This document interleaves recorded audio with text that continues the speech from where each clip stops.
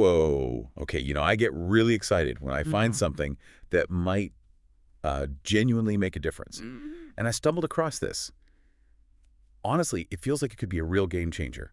For anyone, wanting to stay active without those annoying joint issues slowing them down. Ah, you're talking about JointVive. Yes. JointVive, we're doing a deep dive today. Right. We've been looking into it. It's positioned as a support for joint comfort, mobility, really for people who want to keep moving. Exactly. And the thing that first grabbed me, and okay, maybe made me a little skeptical, but in a good way, Mhm. was how they talk about it. Like Yeah. it's truly different. Yeah. They keep highlighting this unique blend of 9 powerful natural ingredients. Mhm. Natural. Always catches my eye. And it's plant-based, which is interesting. That whole approach definitely appeals to people looking for, well, alternatives to synthetic options. Totally. And get this, it's not just, your standard herbs. They mention hard-to-source ingredients. Yeah. Things like pine bark extract, Hmm. tamarind, spirulina. Makes you wonder, right? What's the deal with those specifically? Well, those ingredients, they often pop up in research related to antioxidant and anti-inflammatory effects. That hard to source bit might mean they have unique compounds, Uh-huh. Okay. like pine mark extract, for example.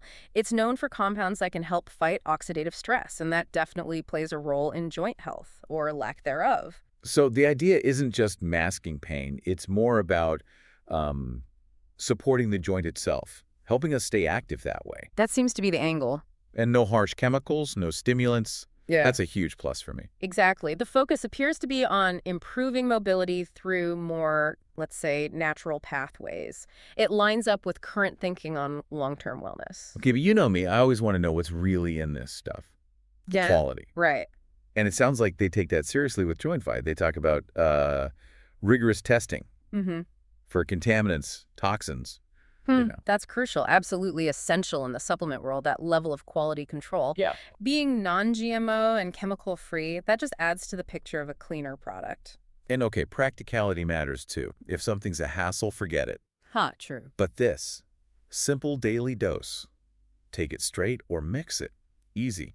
That's the kind of thing that actually fits into a real person's day. Yeah, making it simple definitely boosts the odds people will actually use it consistently. And consistency is everything if you want to see results. Okay, wait, this next part.